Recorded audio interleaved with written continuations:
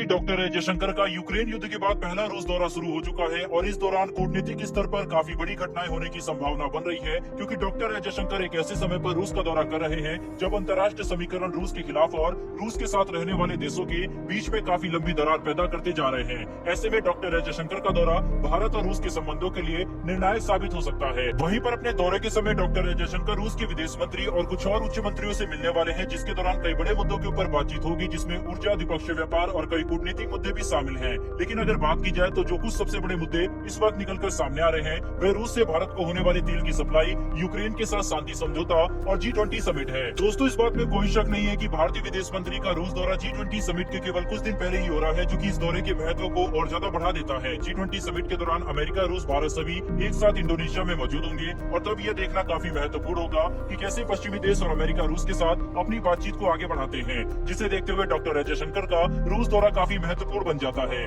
वहीं इसके अलावा इस बात की भी संभावना काफी ज्यादा लग रही है कि डॉक्टर एस जयशंकर रूसी राष्ट्रपति व्लादिमीर पुतिन के साथ मुलाकात कर सकते हैं, जो कि अपने आप में ही काफी बड़ी खबर बन जाएगी, क्योंकि हाल ही में भारत रूस और यूक्रेन के बीच में शांति समझौते कराने के लिए भी काफी सक्रियता से काम कर रहा है। इसीलिए ऐसा संभव है कि doctor S Jaishankar Vladimir Putin के साथ सीधे तौर पर बातचीत करके यूक्रेन के साथ शांति के लिए बातचीत शुरू करने के ऊपर दबाव डाले। वहीं इस बात का कोई हल निकाले कि दोनों देशों के बीच में युद्ध को रोककर फिलहाल के लिए युद्ध विराम लगाया जाए, जिससे दोनों देशों में हालात सामान्य हो सके और रूस के ऊपर से भी प्रतिबंध हटने शुरू हो, ताकि भारत रूस के संबंध भी तेजी से आगे बढ़ सके। वहीं पर हाल ही में आई रिपोर्ट की बात करें तो ये बात साफ है कि इस साल के अक्टूबर में ही रूस भारत का सबसे बड़ा तेल आपूर्तिकर्ता देश बन चुका है, जिसके तहत रूस ने प्रतिदिन भारत को 9 लाख बैरल से भी ज्यादा तेल सप्लाई किया है और भारत ने अपनी कुल ऊर्जा जरूरतों का 23% रूस से ही पूरा किया है, जो कि काफी बड़ी बात है, क्योंकि इस मुकाम को भारत और रूस के संबंधों ने मात्र कुछ महीनों में ही हासिल कर लिया है। लेकिन अब क्योंकि सभी पश्चिमी देश रूस के ऊपर प्रतिबंध लगा चुके हैं और उसके खिलाफ एक से बढ़कर एक मजबूत कदम उठा रहे हैं, इसी की कड़ी में हाल ही में ब्रिटेन ने भी अपनी कंटेनर और ट्रांसपोर्ट कंपनियों को ये बात साफ कर दी थी कि अगर वे 5 दिसंबर के बाद रूस का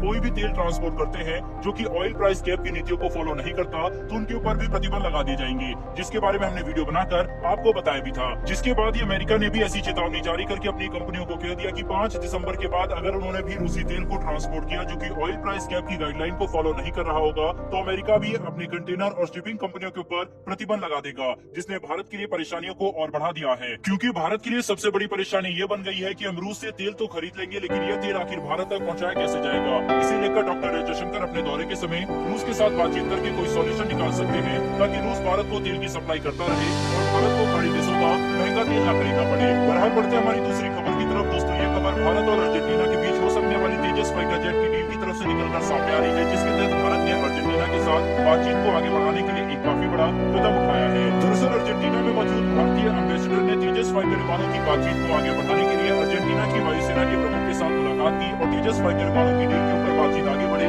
इसे सुनिश्चित किया, क्योंकि अर्जेंटीना तेजस फाइटर विमानों को लेकर काफी ज्यादा इंटरेस्टेड है और भारत भी इसे लेकर सक्रियता से काम कर रहा है। इसीलिए भारत का ये कदम तेजस की डील को तेजी से आगे बढ़ा सकता है। हाल ही में अर्जेंटीना की सेना के प्रमुख अपने कुछ उच्च अधिकारियों के साथ भारत दौरा करने आए थे, जिसमें उन्होंने न कि केवल हिंदुस्तान एरोनॉटिक्स लिमिटेड की फैसिलिटी को विजिट किया, बल्कि तेजस और प्रचंड हेलीकॉप्टर का भी दौरा किया, जिससे ये बात साफ हो गई है कि अर्जेंटीना भारत से तेजस और अलग अलग तरह के हेलीकॉप्टर खरीदने में काफी इंटरेस्टेड है। दोस्तों, तेजस फाइटर विमानों की डील को लेकर अर्जेंटीना के साथ भारत कूटनीतिक और सैन्य हर स्तर पर बातचीत कर रहा है, जिससे चीजों को जल्दी आगे बढ़ाया जा सके। और अगर फिलहाल अर्जेंटीना भारत से तेजस फाइटर विमान की खरीद कर लेता है, तो ये भारत से तेजस फाइटर विमानों को खरीदने वाला पहला देश बन जाएगा, जो कि दोनों देशों के संबंधों को पहले के मुकाबले कई गुना ज्यादा आगे बढ़ा सकता है। दोस्तों, इस वीडियो में इतना ही। फिर मिलेंगे डिफेंस